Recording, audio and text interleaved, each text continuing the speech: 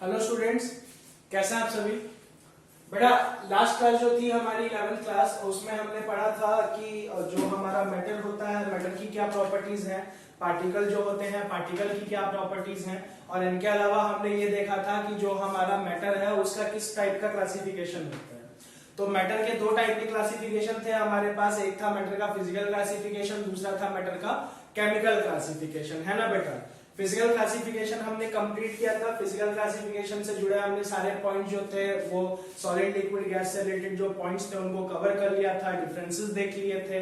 बेटा आज के टॉपिक में हम सॉलिड लिक्विड गैस के जो डेफिनेशन है उन पे एक बार नजर डालेंगे।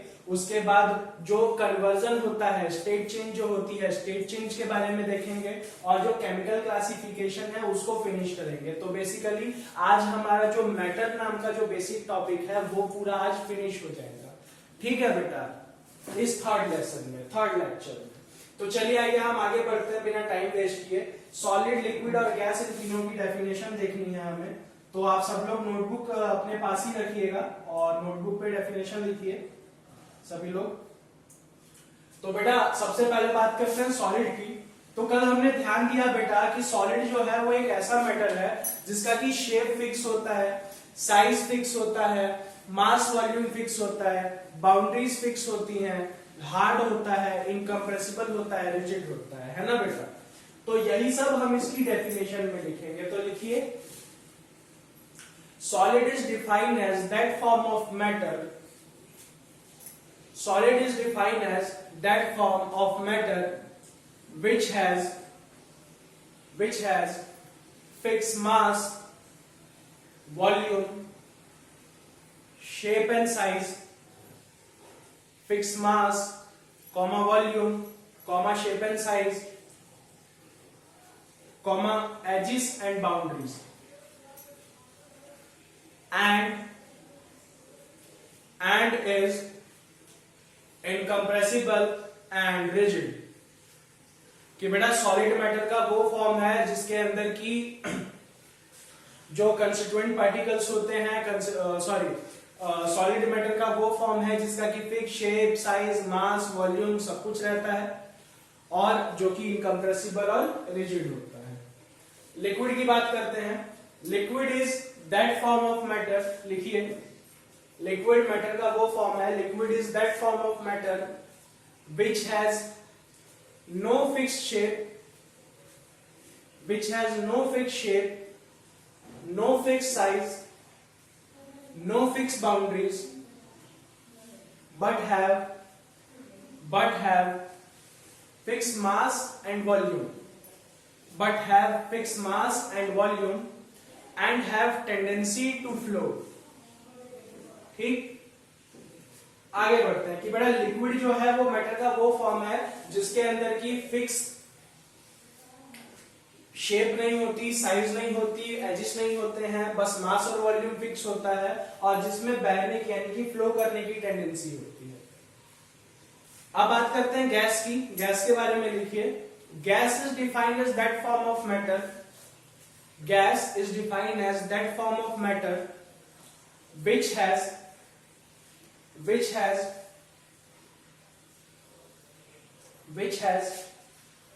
no fixed shape, comma no fixed size, comma no fixed edges or boundaries, comma no fixed mass and volume। They are highly compressible and have ability to flow। ठीक है बेटा, मैं बार बार बोल रहा हूं ये सारे फंडामेंटल्स हैं, इनके साथ हमको ओवर स्मार्ट होने की जरूरत नहीं है कि ये सब तो हमें आता है तो हम क्यों करेंगे, क्योंकि बेटा 11th की केमिस्ट्री जो है वो अपने साथ पीछे के बेसिक्स लेकर के आती है। ये कम से कम वो पॉइंट्स हैं जो कि हमको पता होने चाहिए अपने 11th के टॉपिक्स को आगे पढ़ने से पहले।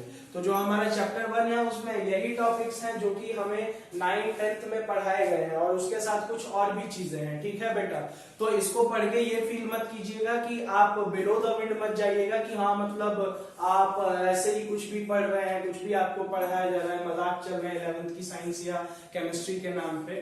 ठीक है, मजाक नहीं चल रहा है, बेसिक्स चल रहे हैं। ठीक, आगे बढ़ते हैं। सॉलिड लिक्विड गैस अभी हम पढ़ चुके हैं। अब एक और चीज आगे इसमें आगे देखते हैं, फिजिकल क्लासिफिकेशन फिर पूरा खत्म होगा, वो है हमारा स्टेट चेंज बेटा। स्टेट चेंज का मतलब कि हम क्या चाहते हैं बेटा, हम ये चाहते हैं कि हम जो हमारा सॉलिड है, सॉलिड को हमें लिक्विड में अगर कन्वर्ट करना है तो क्या करना पड़ेगा, लिक्विड को अगर गैस में कन्वर्ट करना है तो क्या करना पड़ेगा, अगर रिवर्स जाना है लाइक गैस को लिक्विड में कन्वर्ट करना है, लिक्विड को सॉलिड में कन्वर्ट करना है तो क्या करना पड़ेगा। इस चीज को हम कहते हैं स्टेट चेंज, मतलब एक स्टेट ऑफ मैटर को दूसरे स्टेट ऑफ मैटर में कन्वर्ट करना। कि जैसे हमारे पास अगर वाटर है तो वाटर को आइस में कन्वर्ट करने के लिए क्या कर सकते हैं हम, और दूसरी तरफ वाटर को स्टीम बनाने के लिए, ठीक है बेटा, उसके वेपर्स बनाने के लिए हम क्या कर सकते हैं। तो चलिए जरा ध्यान से समझते हैं, वाटर का एग्जांपल लेकर के समझते हैं कि वाटर है, एक तरफ हम वाटर से स्टीम बनाना चाहते हैं और दूसरी तरफ है हम वाटर से आइस बनाना चाहते हैं। बेटा अगर हम ध्यान दें तो water is a liquid, steam is a gas and ice is a solid, है ना बेटा। बेटा सॉलिड जो होते हैं, सॉलिड के अंदर कंस्टिट्यूएंट पार्टिकल्स बहुत पास पास होते हैं, हमने पिछली क्लास में पढ़ा था, यानी कि इनका inter particle force of attraction, इनका IPFA जो होता है वो कैसा होता है, ज्यादा होता है। और बेटा क्योंकि पार्टिकल सॉलिड में बहुत पास पास है, तो सॉलिड में पार्टिकल्स पास पास होने की वजह से जो पार्टिकल्स के बीच की दूरी होगी, जो इंटर पार्टिकल डिस्टेंस होगा, वो कैसा होगा बेटा, कम होगा, यानी कि इनका IPD कैसा होगा बेटा, लो होगा। लिक्विड की अगर बात करें तो लिक्विड के अंदर जो इंटर पार्टिकल डिस्टेंस IPD होगा वो सॉलिड से ज्यादा होगा, और गैस के अंदर अगर बात करें तो इंटर पार्टिकल डिस्टेंस यानी IPD सबसे ज्यादा होगा, है ना। तो बेटा एक बार जरा ध्यान से समझते हैं, ध्यान से समझते हैं कि अगर हमें सॉलिड से लिक्विड और लिक्विड से गैस पे जाना है, तो सॉलिड से लिक्विड और लिक्विड से गैस पे जाने पे देखिए IPD क्या हो रहा है बेटा, बढ़ रहा है, यानी कि सॉलिड से लिक्विड और लिक्विड से गैस पे जाने पे अपने को IPD बढ़ाने की जरूरत है। दूसरी तरफ बेटा अगर हम गैस से लिक्विड, लिक्विड से सॉलिड पे जाना चाहते हैं, तो देखिए गैस से लिक्विड, लिक्विड से सॉलिड पे जाने पे IPD क्या हो रहा है बेटा, बताइए, कम हो रहा है ना, यानी कि इधर हमारा IPD क्या होगा, डिक्रीज होगा। तो इससे हमको ये समझ में आता है बहुत अच्छे से बेटा, क्या समझ में आता है इससे हमको, कि अगर हमको सॉलिड से लिक्विड और लिक्विड से गैस पे जाना है तो IPD बढ़ाना पड़ेगा, और अगर अपने को गैस से लिक्विड, लिक्विड से सॉलिड पे आना है तो अपने को IPD घटाना पड़ेगा, ठीक है बेटा। तो स्टेट चेंज करने के लिए अगर हमें सॉलिड से लिक्विड गैस पे जाना है तो IPD बढ़ाना, और गैस से लिक्विड सॉलिड पे जाना है तो IPD घटाना है। तो आइए फटाफट देखते हैं कि IPD बढ़ा घटा यानी कि IPD का जो चेंज है वो हम कैसे कर सकते हैं। तो बेटा इसके लिए दो छोटे छोटे रूल्स हैं वो हम ध्यान रखेंगे कि जो हमारा IPD होता है, IPD डिपेंड करता है दो फैक्टर्स पे, ठीक है, दो एक्सटर्नल फैक्टर्स पे। IPD is directly proportional to temperature, IPD temperature के डायरेक्टली प्रोपोर्शनल है बेटा। इसका मतलब क्या होगा, इसका मतलब ये होगा कि अगर हम IPD बढ़ाएं, अगर हमको टेम्परेचर अगर हम बढ़ाएंगे तो हमारा IPD क्या होगा बेटा, बढ़ेगा, और अगर हम टेम्परेचर कम करेंगे तो जो हमारा IPD है वो भी क्या होगा बेटा, कम होगा, ठीक है। अच्छा आगे बढ़ते हैं कि जो हमारा IPD होता है वो इनवर्सली प्रोपोर्शनल होता है प्रेशर के। इसका मतलब क्या है बेटा, इसका मतलब ये है कि जो हमारा प्रेशर होता है और IPD होता है, यानी कि अगर हम प्रेशर बढ़ाएंगे तो जो हमारा IPD है वो क्या होगा, कम होगा, और अगर हम प्रेशर कम करेंगे तो जो हमारा IPD है वो क्या होगा, बढ़ेगा, ठीक है बेटा। तो चलिए आइए फटाफट इन दोनों टेबलों को देखिए और यहां पे देखिए, और जरा हम समझते हैं, आप मुझे बताइएगा कि IPD बढ़ाने के लिए टेम्परेचर प्रेशर क्या करेंगे और IPD घटाने के लिए टेम्परेचर प्रेशर क्या करेंगे। तो चलिए आइए इधर देखिए, सॉलिड से लिक्विड, लिक्विड से गैस पे जाने के लिए हमको IPD बढ़ाना है। IPD को बढ़ाने के लिए टेम्परेचर क्या करना पड़ेगा बताइए, बढ़ाना पड़ेगा, और जो प्रेशर है बेटा, प्रेशर क्या करना पड़ेगा, कम करना पड़ेगा। इन दोनों में से किसी भी एक से हम ऐसा कर सकते हैं। ठीक उसी तरीके से अगर हमको आईपीडी कम करना है तो आईपीडी कम करने के लिए हमको क्या करना पड़ेगा, टेम्परेचर कम करना पड़ेगा, और जो प्रेशर है प्रेशर को हमको क्या करना पड़ेगा,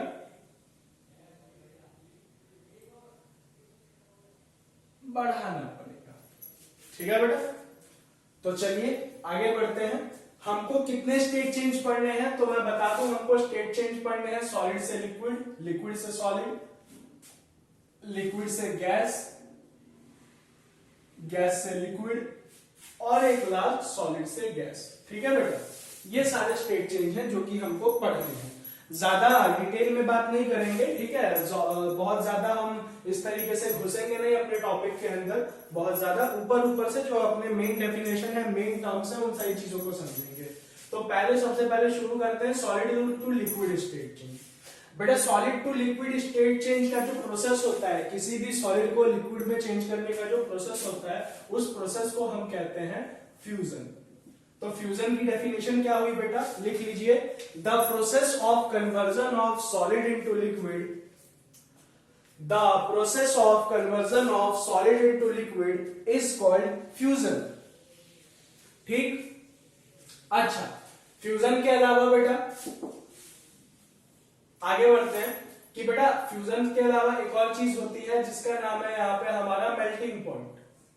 मेल्टिंग पॉइंट क्या होगा बेटा, तो वो टेम्परेचर जिस टेम्परेचर पे कि हमारा जो सॉलिड है वो लिक्विड में मेल्ट हो जाएगा एटमॉस्फेरिक प्रेशर के लेवल पे। एटमॉस्फेरिक प्रेशर 180 होता है ना बेटा।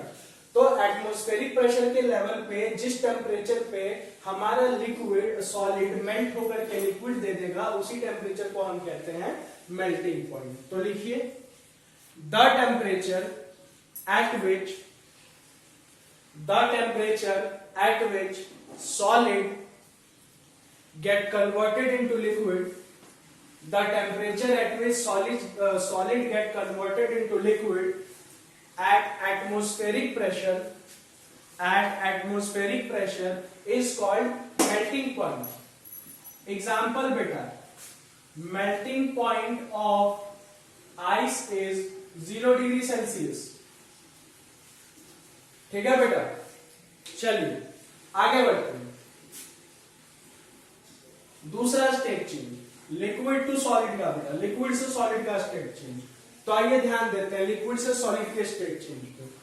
तो बेटा लिक्विड से सॉलिड के स्टेट चेंज के प्रोसेस को हम बोलते हैं फ्रीजिंग या फिर सॉलिडिफिकेशन। तो बेटा फ्रीजिंग या सॉलिडिफिकेशन जो है, फ्रीजिंग या सॉलिडिफिकेशन की डेफिनेशन लिखिए, the process of conversion of liquid into solid, the process of conversion of liquid into solid, liquid into solid is called freezing और सॉलिडिफिकेशन। और जैसे बेटा फ्यूजन किसी एक फिक्स टेम्परेचर पे होता था, वैसे ही फ्रीजिंग या सॉलिडिफिकेशन भी एक फिक्स टेम्परेचर पे होता है, जिसको कि हम बोलते हैं फ्रीजिंग पॉइंट।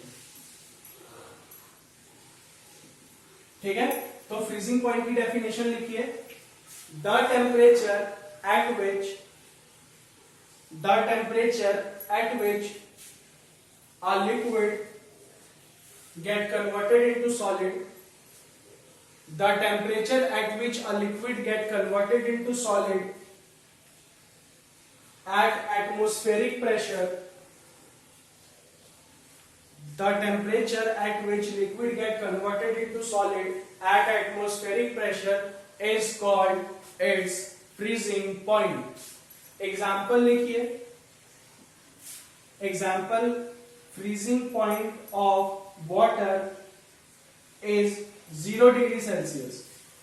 अब बेटा यहां पे एक बार ध्यान दीजिए आप लोग कि बेटा जो आइस है, आइस का मेल्टिंग पॉइंट भी 0 डिग्री सेल्सियस है, और जो वाटर है, वाटर का फ्रीजिंग पॉइंट भी 0 डिग्री सेल्सियस है। तो सवाल ये उठता है कि बेटा भैया फिर दोनों में फर्क क्या है, मतलब मेल्टिंग पॉइंट जो है आइस का वो 0 डिग्री सेल्सियस, और जो फ्रीजिंग पॉइंट है हमारे वाटर का वो भी 0 डिग्री सेल्सियस, तो फिर फर्क क्या हुआ, फिर ये तो सेम बात हुई। बेटा यहाँ पे जो फर्क है ना वो फर्क है एनर्जीज का, कि बेटा 0 डिग्री सेल्सियस पे आइस मेल्ट होकर के आपको क्या देगा, वाटर। 0 डिग्री सेल्सियस पे देखिए दो चीजें हो रही है ना, ध्यान से समझिए। 0 डिग्री सेल्सियस पे दो चीजें हो रही है, एक क्या हो रहा है कि आइस मेल्ट होकर के हमको क्या दे रहा है, वाटर दे रहा है, और दूसरी जगह वाटर जो है वो हमको फ्रीज होकर के क्या दे रहा है, आइस दे रहा है। बेटा पहले केस में जब आइस मेल्ट होकर के हमको वाटर दे रहा है, उस केस में वाटर के पार्टिकल्स की जो एनर्जी होगी वो ज्यादा होगी, और दूसरे केस में जब वाटर कन्वर्ट होकर हमको आइस दे रहा है फ्रीजिंग के केस में, उस केस में जो एनर्जी होगी पार्टिकल्स की वो कम होगी। ये फर्क है बेटा, बात समझ में आई? ये फर्क है, एनर्जी का फर्क है कि मेल्टिंग के केस में वाटर जो होता है, वाटर पार्टिकल्स की एनर्जी ज्यादा होती है, और फ्रीजिंग के केस में जो आइस के पार्टिकल्स हैं उनकी एनर्जी जो होगी वो कम होगी।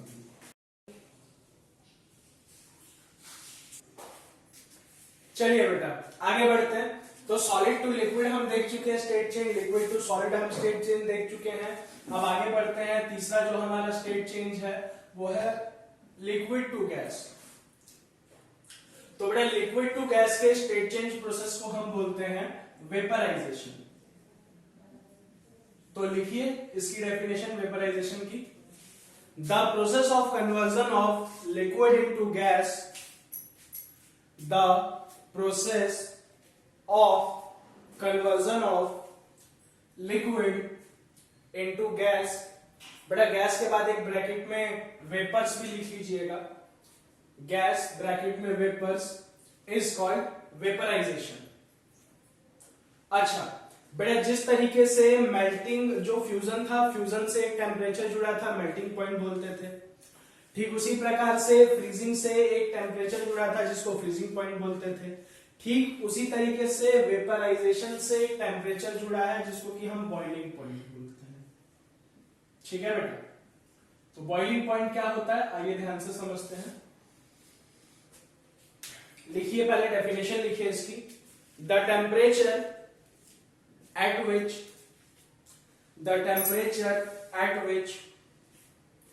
liquid get converted into gas form, the temperature at which liquid get converted into gas form at atmospheric pressure, the temperature at which liquid get converted into gas form at atmospheric pressure is called its boiling point। ठीक है बेटा, आगे बढ़ते हैं, example देख लेते हैं कि बेटा जैसे कि जो हमारा वाटर होता है, वाटर को जब भी हम बॉईल करते हैं तो उससे वाटर की वेपर्स बनती हैं, स्टीम बनती हैं, और जो बॉइलिंग पॉइंट होता है वाटर का, boiling point of water is 100 degree Celsius, 100 degree Celsius होता है बेटा।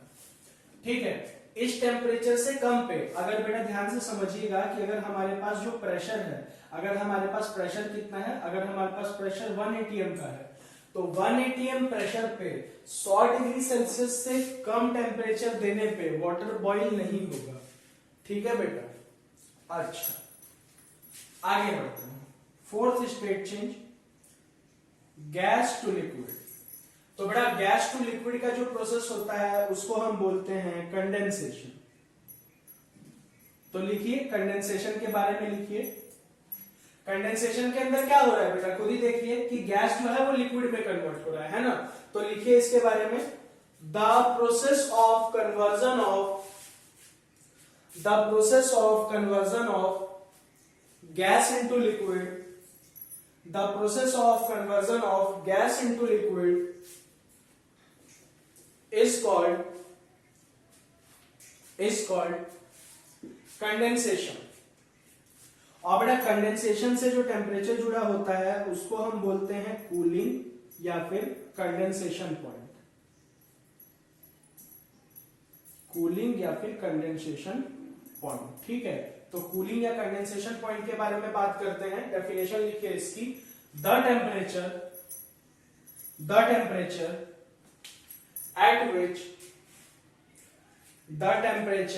at which gas the temperature at which gas get converted into liquid form, the temperature at which gas get converted into liquid form at atmospheric pressure is called cooling और condensation point. ठीक है बेटा, यानी कि वो temperature जिस temperature पे हमारा गैस लिक्विड फॉर्म में कन्वर्ट हो जाता है, उस टेम्परेचर को हम कूलिंग या कंडेंसेशन पॉइंट बोलते हैं। ठीक है, आगे बढ़ते हैं। विनय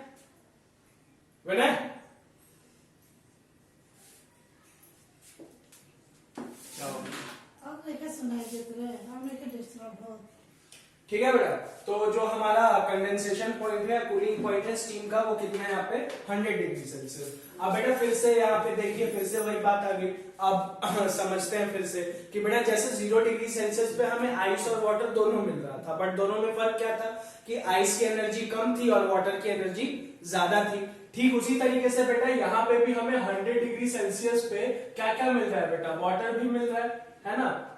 सॉरी, जो वाटर है अपना वो कन्वर्ट हो रहा है स्टीम में, यानी कि 100 डिग्री सेल्सियस में अपने को स्टीम भी मिल रहा है, और जो अपनी स्टीम जो है वो कन्वर्ट हो रही है वाटर में, यानी कि अपने को 100 डिग्री सेल्सियस पे वाटर भी मिल रहा है। ठीक है बेटा, तो दोनों में फर्क क्या है? दोनों में फर्क इस बात का है कि जो वाटर से स्टीम अपने को मिल रहा है, तो स्टीम की जो एनर्जीज होंगी, स्टीम की एनर्जी ज्यादा होगी।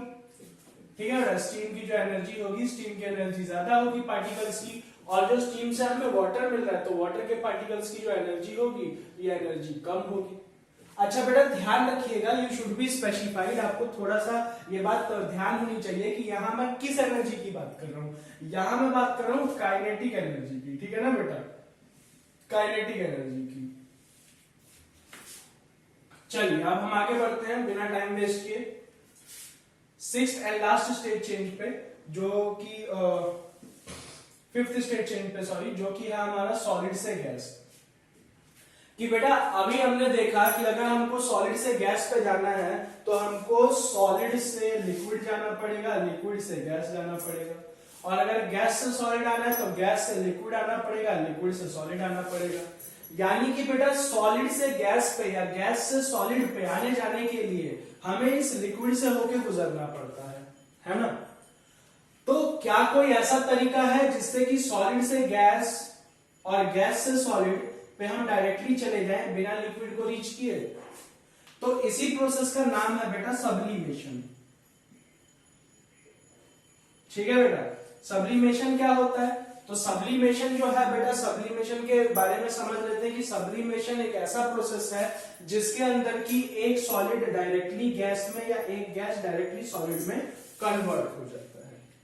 ठीक, अच्छा, हमें बचपन में बताया गया था कि सॉलिड से गैस और गैस से सॉलिड में कन्वर्ट होने को सब्लिमेशन बोलते हैं। छोटी सी एक करेक्शन पढ़ लीजिए, दोनों ही बातें सही हैं, दोनों ही बात, ये बात बिल्कुल सही है, बट एक छोटी सी इसमें करेक्शन ऐड कर लीजिएगा अपनी नोटबुक में जब आप नोट करेंगे तो, कि सॉलिड से लिक्विड कन्वर्ट होने का जो प्रोसेस होता है उसको हम बोलते हैं सब्लिमेशन, और जो गैस से सॉलिड का जो प्रोसेस होता है उसको हम बोलते हैं डीसब्लिमेशन। ठीक है बेटा, डीसब्लिमेशन, सब्लिमेशन का अपोजिट। तो डेफिनेशन लिख लेते हैं हम सब्लिमेशन की, कि द प्रोसेस ऑफ कन्वर्जन। ठीक है बेटा, तो the process of conversion of solid into gas और गैस इनटू सॉलिड। ठीक है बेटा, सॉलिड इनटू गैस और gas into solid without passing liquid state is called sublimation। ठीक, तो सब्लिमेशन किन किन चीजों का होता है? सब्लिमेशन होता है अमोनियम क्लोराइड में, सब्लिमेशन देखने को मिलता है। सब्लिमेशन देखने को मिलता है कैम्फर में, कपूर में। ठीक है बेटा, तो इन सारी चीजों में और आयोडीन में भी मिलता है देखने को। नैप्थेलीन की जो बॉल्स होती हैं उसमें भी देखने को मिलता है। ठीक है, इन सारी चीजों में हमको सब्लिमेशन देखने को मिलता है। मतलब क्या होता है इस सब्लिमेशन में कि हमारे पास एक सॉलिड होता है, वो सॉलिड डायरेक्टली कन्वर्ट हो जाता है किसमें, गैस में। ठीक है बेटा, तो ये फिजिकल क्लासिफिकेशन और फिजिकल क्लासिफिकेशन से जुड़ी सारी बातें थी जो कि हमने फिनिश कर ली। ठीक है बेटा, अब हम बढ़ते हैं अपने केमिकल क्लासिफिकेशन पे। केमिकल क्लासिफिकेशन ऑफ मैटर, यही आज का अपना टॉपिक है लास्ट। केमिकल क्लासिफिकेशन हम पूरा खत्म करेंगे आज। ठीक है, तो मैटर के बारे में हमने पहले क्लास में केमिस्ट्री के बारे में जाना, मैटर के बारे में जाना, दूसरे क्लास में मैटर का क्लासिफिकेशन पढ़ा। आज हमारी तीसरी क्लास में मैटर का क्लासिफिकेशन पूरा खत्म हो जाएगा। आप देख रहे हैं कंटेंट अच्छा खासा मिल रहा है आपको, ठीक है ना। और आप ये देखिए कि मतलब कितने इजीली चीजें समझ में आ रही हैं और जो वीडियो लेसन्स हैं वो कितने अच्छे हैं, सब कुछ उसमें डिटेल में आपको समझाया जा रहा है। तो प्लीज बेटा आप इन सारी चीजों को नोट करें, ध्यान से पढ़ें, ठीक है ना। क्योंकि लॉकडाउन जो है, लॉकडाउन से रिलेटेड न्यूज आप लोग भी गो थ्रू कर रहे होंगे। अभी कोई पता नहीं है कब तक ओपन हो, क्योंकि अभी तो मई में सीबीएसई ने जो बचे हुए पेपर्स थे वो लेने से अभी मना कर दिया है कि मई में नहीं हो पाएंगे। तो जुलाई स्टार्टिंग या जुलाई के एंड तक कहीं लॉकडाउन हटेगा, उसके बाद एकदम से एग्जाम होंगे, सितंबर अक्टूबर में एग्जाम होंगे। अभी ऑनलाइन क्लासेस चल रही हैं बच्चों की, है ना। तो इन सारी बातों का ध्यान रखना है हमें, और इन सारी बातों का ध्यान रखते हुए ही हमको अपने सिलेबस को देखना है, पूरी पढ़ाई देखनी है। ठीक है, तो इसीलिए पढ़ाई के साथ मजाक बिल्कुल मत करिए। ये मत सोचिए कि आज अगर हम नहीं पढ़ेंगे थोड़ा सा तो क्या होगा, कुछ दिन बाद तो सब कुछ ठीक हो जाएगा तब पढ़ लेंगे। बेटा तब बहुत ज्यादा प्रेशर हो जाएगा। और आप ये सोचिए कि तब आप इस चीज को दोबारा पढ़ सकते हैं, तो आपके लिए क्या ज्यादा बेटर होगा, इन चीजों को उस टाइम पे आप दोबारा पढ़ लेंगे वो बेटर होगा, या इन चीजों के साथ आप उस टाइम पे स्ट्रगल कर रहे होंगे वो बेटर होगा। Choice is yours. ठीक है बेटा, तो बड़ा ही वाइजली डिसीजन ले। और आइए आगे बढ़ते हैं केमिकल क्लासिफिकेशन पे। तो बेटा केमिकल क्लासिफिकेशन में हमने देखा था कि मैटर को जब हम केमिकली क्लासिफाई करते हैं तो मैटर जो होगा वो या तो प्योर होगा, जिसको कि हम सब्सटेंस बोलते हैं, या फिर वो इम्प्योर होगा, है ना, जिसको कि हम मिक्सचर बोलते हैं। तो बेटा एक एक करके देख लेते हैं। पहले हम सब्सटेंस और सब्सटेंस के टाइप्स देख लेते हैं। ठीक है, प्योर मैटर और उसके टाइप्स देख लेते हैं, फिर हम इम्प्योर मैटर और उसके टाइप्स पे जाएंगे, ज्यादा बड़ा नहीं है। ठीक है, चलिए आइए प्योर मैटर के बारे में जानते हैं, सब्सटेंस के बारे में। तो बेटा देखिए प्योरिटी का क्या मतलब है, मैं आपको समझाता हूं। देखिए हमारे हिसाब से और साइंटिफिक कम्युनिटी के हिसाब से प्योर और इम्प्योर की भाषा अलग अलग होती है। फॉर एग्जाम्पल मेरे हिसाब से अगर मैं किसी दुकान वाले से दूध लेने जाता हूं और उस दूध वाले ने उस दूध में पानी मिला रखा है, तो क्या वो दूध प्योर होगा मेरे लिए बेटा? नहीं होगा, मैं उस दूध को इम्प्योर बोलूंगा, है ना, क्योंकि उस दूध वाले ने उसमें मिलावट किया, पानी मिलाया है और कुछ मिलाया है, इस वजह से। ऑन द अदर हैंड अगर मुझे वो एकदम प्योर दूध दे, लाइक मैं गाय का दूध ले रहा हूँ, वो एकदम सामने सामने मुझे वो दूध निकाल करके दे रहे हैं, तो मैं क्या बोलूंगा कि हाँ मैं तो प्योर एकदम मिल्क लेकर के आता हूं। ठीक, तो ये हमारे लिए प्योरिटी है, प्योरिटी की स्टैंडर्ड है, डेफिनेशन है। साइंटिफिक कम्युनिटी के अकॉर्डिंग चाहे तो हम वो मिलावट वाला दूध ले, चाहे तो हम वो गाय वाला दूध ले, दोनों इम्प्योर है। क्यों भैया? बेटा इसलिए क्योंकि साइंटिफिक कम्युनिटी ये कहती है कि जो भी चीज एक ही टाइप के पार्टिकल से बनी हो वो प्योर होगी, और जो भी चीज एक टाइप के पार्टिकल से बनी हुई नहीं होगी वो इम्प्योर होगी। तो अगर हम अपने दोनों दूध पे नजर डालें तो दूध में क्या है बेटा? दूध के अंदर कितने पार्टिकल्स हैं? दूध के अंदर पानी के पार्टिकल्स हैं, दूध में हमारा लैक्टोज होता है, लैक्टोज के पार्टिकल्स हैं, दूध में हमारे प्रोटीन होता है, प्रोटीन के पार्टिकल्स हैं, दूध में हमारे फैट होता है, फैट के पार्टिकल्स हैं। इसके अलावा प्रोटीन को अगर और छोटे पार्ट में डिवाइड करें तो दूध के अंदर कई सारे अमीनो प्रोफाइल्स होते हैं, अमीनो एसिड्स होते हैं, उनके अलग अलग पार्टिकल्स हैं, है ना बेटा। तो इस वजह से वो दूध इम्प्योर है साइंटिफिक कम्युनिटी के लिए। तो बेटा सब्सटेंस की या प्योर मैटर की डेफिनेशन समझ में आई हमको कि बेटा the metal which is made up of one type of particle, है ना, आर कॉल्ड प्योर सब्सटेंस। तो लिख देते हैं यहाँ पे कि वो मेटल जो कि एक ही टाइप के पार्टिकल से बने हुए हों उनको हम प्योर सब्सटेंस बोलते हैं। और बेटा ये पार्टिकल एटम भी हो सकते हैं और मॉलिक्यूल भी हो सकते हैं, ठीक है ना। तो the metal which are made up of one type of particle, और ये वन टाइप ऑफ पार्टिकल क्या हो सकते हैं बेटा, एटम भी हो सकते हैं और मॉलिक्यूल भी हो सकते हैं, है ना बेटा, आर कॉल्ड प्योर मेटल या फिर सब्सटेंस, ठीक है बेटा। अच्छा, तो सब्सटेंस जो है, सब्सटेंस के कुछ एग्जांपल्स देख ले बेटा ताकि हम याद रख सकें सब्सटेंस के एग्जांपल्स। सब्सटेंस के एग्जांपल है हमारा iron, hydrogen gas, oxygen gas, water, sodium chloride, etcetera etcetera, ठीक है बेटा। तो आइए अब हम जरा जो हमारे प्योर सब्सटेंस है, प्योर सब्सटेंस का हम क्लासिफिकेशन देखेंगे और उसके बाद इम्प्योर सब्सटेंस, ज्यादा बड़ा नहीं है, इतनी बढ़िया बहुत क्लास है। उसके बाद फिर वीडियो लेसन जो है अपने वो फिनिश होगा। अगली क्लास में जब हम मिलेंगे तो अगली क्लास में हम जो बेसिक फंडामेंटल्स और कि मास क्या होता है, डेंसिटी क्या होती है, वेट क्या होता है, मास और वेट में क्या डिफरेंस होता है, साइंटिफिक रोटेशन किसे कहते हैं, राउंड ऑफ वगैरह, मतलब थोड़ी ऐसी चीजें हमें देखने को मिलेंगी जिसे देख के कि हमें लगेगा कि हाँ हम 11th का कुछ पढ़ रहे हैं। इसके अलावा अगर उस लेसन में टाइम मिलेगा तो फॉर श्योर हम एक बहुत अच्छी चीज करेंगे, हम उसमें जो कन्वर्जन्स होती हैं एक यूनिट की दूसरे यूनिट में, वो कन्वर्जन्स ट्राई करेंगे, ठीक है। और उससे जुड़े मैं आपको बहुत ही अजीबोगरीब से और इंटरेस्टिंग से क्वेश्चंस कराऊंगा, ठीक है बेटा।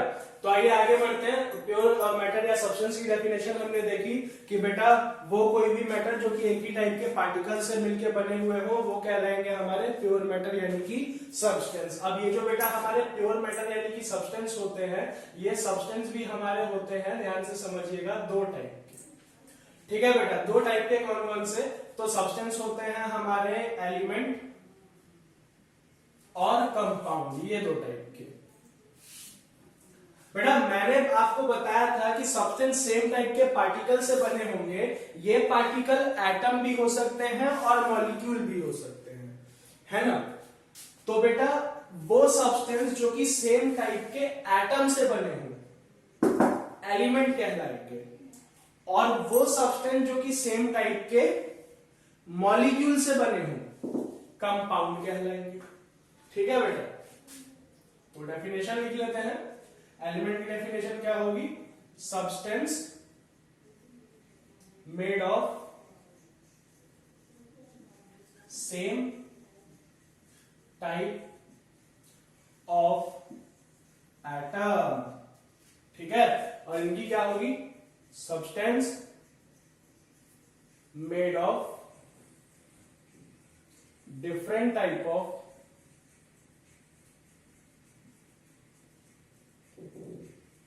Atom. Different type of atom बोल लीजिए या फिर ये बोल लीजिए कि same type of molecule, molecule इनमें सेम टाइप का होगा। तो एग्जांपल देखते हैं। एलिमेंट जो कि सेम टाइप के एटम से बनेंगे, सोडियम, क्लोरीन, हाइड्रोजन, ऑक्सीजन, ठीक है बेटा। सोडियम के अंदर जितने एटम होंगे सारे सोडियम के, क्लोरीन के अंदर जितने एटम होंगे सारे क्लोरीन के, हाइड्रोजन के अंदर जितने एटम होंगे सारे हाइड्रोजन के, ऑक्सीजन के अंदर जितने एटम होंगे सारे ऑक्सीजन के। अच्छा, अब कंपाउंड पे आइए। कंपाउंड्स वो जो कि डिफरेंट टाइप ऑफ एटम और सेम टाइप ऑफ मॉलिक्यूल से बनते हैं। तो वाटर, ठीक है बेटा, उसके बाद से सोडियम क्लोराइड, इसके बाद से बेंजीन, बेंजीन बोले तो C6H6, ठीक है बेटा। अल्कोहल, अल्कोहल बोले तो C2H5OH। अब आइए समझते हैं ध्यान से। वाटर के अंदर जितने मॉलिक्यूल्स होंगे सारे किसके होंगे, वाटर यानी कि H2O के होंगे। सोडियम क्लोराइड के अंदर जितने मॉलिक्यूल्स होंगे वो सारे किसके, सोडियम क्लोराइड यानी NaCl के होंगे।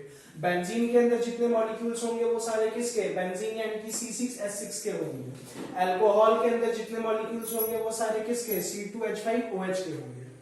ठीक है बेटा। अच्छा, बट बेटा एक बात ध्यान से समझिएगा, वाटर के अंदर मॉलिक्यूल सारे वाटर के हैं, H2O के हैं, पर एटम्स अलग अलग हैं क्या? सोच के बताइए, सोचिए एक मिनट जरा।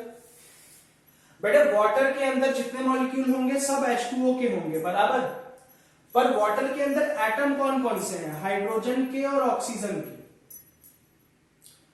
ठीक उसी तरीके से सोडियम क्लोराइड के अंदर मॉलिक्यूल सारे सोडियम क्लोराइड के होंगे, पर एटम किस किस के होंगे, सोडियम के और क्लोरीन के।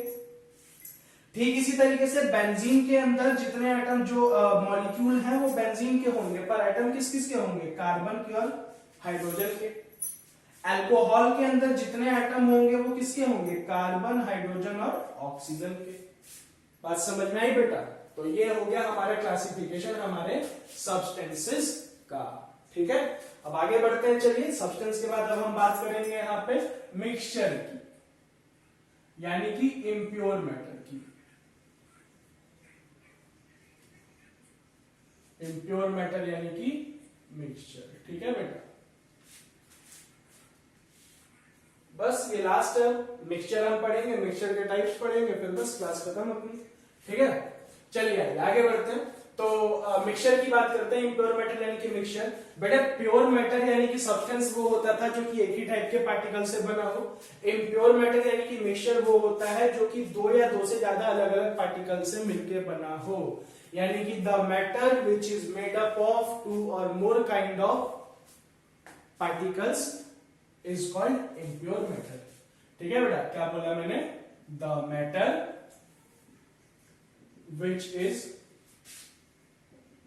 made up of two or more different type of particles are called mixture। ठीक है बेटा। अच्छा, अब आइए आगे बढ़ते हैं, एग्जांपल्स देखें मिक्सचर के। बेटा मिक्सचर वो चीजें जो कि दो या दो से ज्यादा अलग अलग टाइप के पार्टिकल्स को मिलाकर के बनी हो। ठीक है बेटा। अच्छा, तो मिक्सचर के एग्जांपल हो गए हमारे, सबसे पहले नींबू पानी,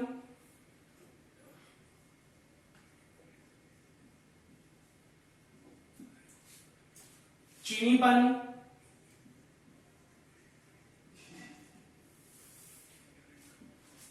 नमक पानी,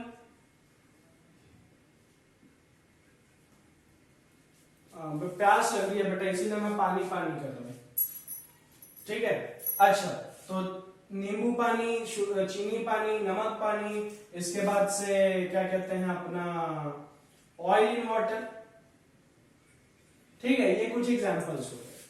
अब आइए आगे बढ़ते हैं कि जो हमारे मिक्सचर होते हैं बेटा, समझ लेते हैं इस बात को कि जो हमारे इम्प्योर मैटर है यानी कि मिक्सचर हैं वो दो टाइप के होते हैं। कौन कौन से दो टाइप के होंगे बेटा, एक तो हमारे होंगे होमोजीनस मिक्सचर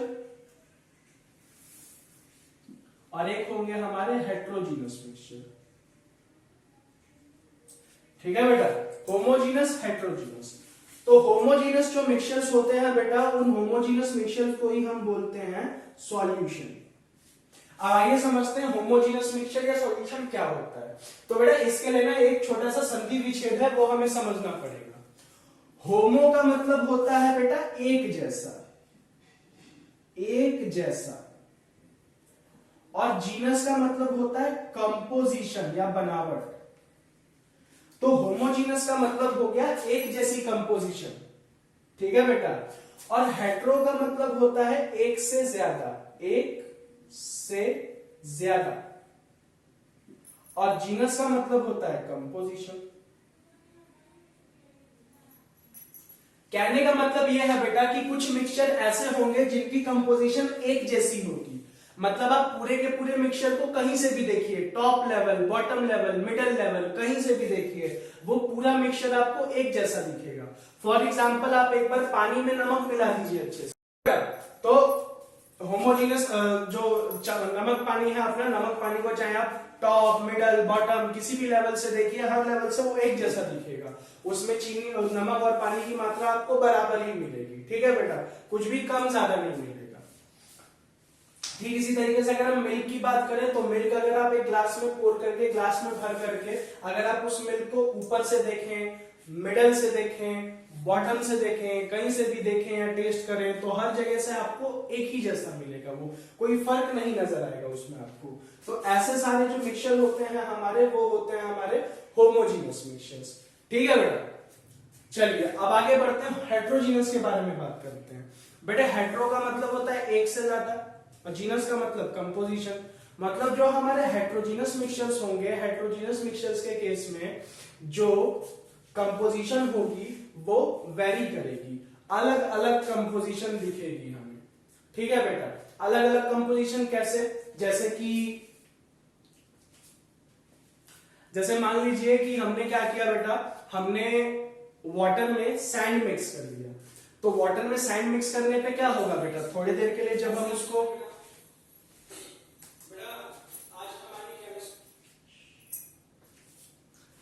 वाटर में सैंड मिक्स करने पे क्या होगा बेटा, जब हम वाटर में सैंड मिक्स कर देंगे तो और कुछ देर के लिए उसको हम सेटल डाउन छोड़ देंगे, ऐसे अनडिस्टर्ब छोड़ देंगे, तो सारी सैंड कहां आ जाएगी, नीचे आ जाएगी। अच्छा, उस केस में जरा हम देखते हैं कि अगर हम उस सैंड इन वाटर का जो मिक्सचर है उसको अगर हम टॉप लेवल से लें, टॉप लेवल से मेजर करें, तो सबसे ऊपर हमको क्या मिलेगा, पानी मिलेगा, और पानी के साथ थोड़े बहुत हमको सैंड के पार्टिकल्स मिलेंगे, बहुत कम, ना के बराबर, ज्यादातर पानी ही मिलेगा। अगर हम कहीं मिडल से मेजर करें तो मिडल में हमको सैंड के भी पार्टिकल्स मिलेंगे कुछ कुछ, और वाटर भी मिलेगा। और अगर हम एकदम बॉटम लेवल को देखें बेटा, तो बॉटम लेवल में क्या होगा, हमको सैंड मिलेगी ज्यादा एज कंपेयर टू वाटर, है ना, क्योंकि सारी सैंड नीचे सेटल हो चुकी है। तो बेटा इस केस में क्या हो रहा है, सैंड इन वाटर के केस में क्या हो रहा है, जो हमारी टॉप लेवल है उसकी कंपोजिशन अलग है, मिडिल लेवल की कंपोजिशन अलग है, और बॉटम लेवल की कंपोजिशन अलग है ना। तो ये होते हैं हमारे होमोजीनियस और हेट्रोजीनियस मिक्सचर। तो होमोजीनियस मिक्सचर की डेफिनेशन लिख लीजिए, लिखिए, the mixtures which have the mixtures which have one type of composition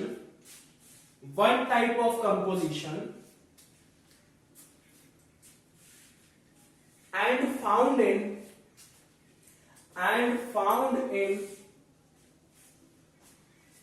one state।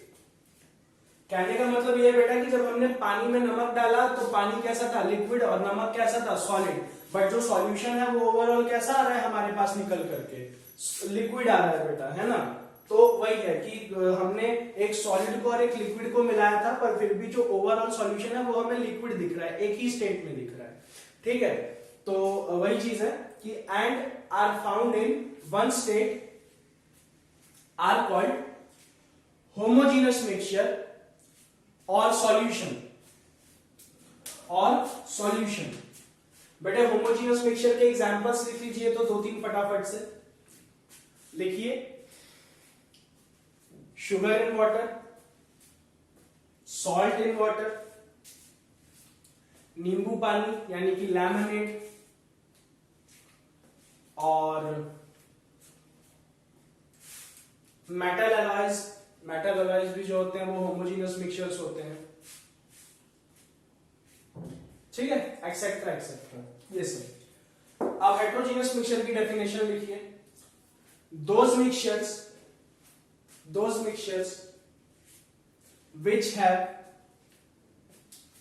which have different composition throughout, those mixtures which have different composition throughout and found in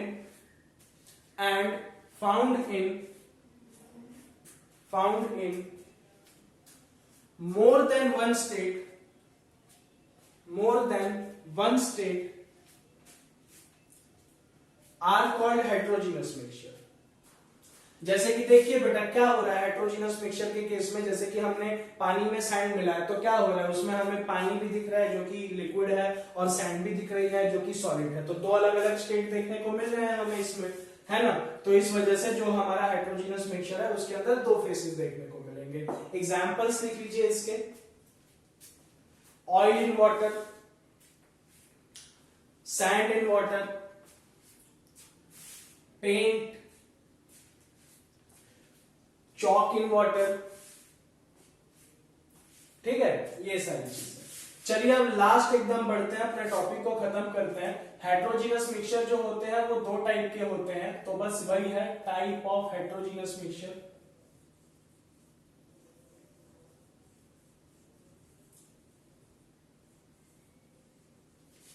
तो type of heterogeneous mixture दो हैं बेटा, एक होते हैं हमारे suspension और दूसरे होते हैं हमारे कॉलोइड्स। तो बेटा सस्पेंशन और कॉलोइड में फर्क क्या है, दोनों हेट्रोजीनस मिक्सचर हैं पर दोनों में फर्क क्या है, फर्क है पार्टिकल साइज का।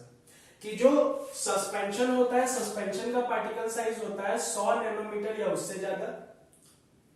कॉलोइड जो होते हैं उनका पार्टिकल साइज होता है 1 to 100 नैनोमीटर के बीच में।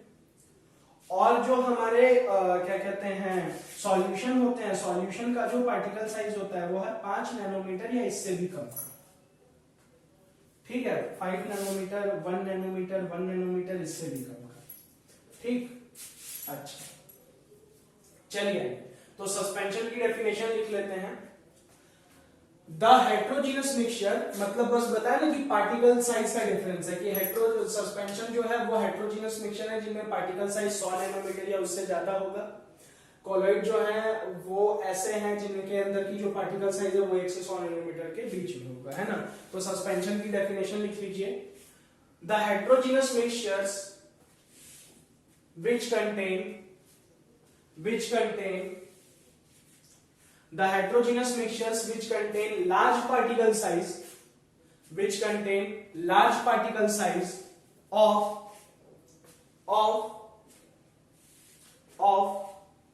about more than 100 nanometers are called suspension, ठीक। आगे बढ़े, कॉलोइड की डेफिनेशन लिख लीजिए, the heterogeneous mixture which contain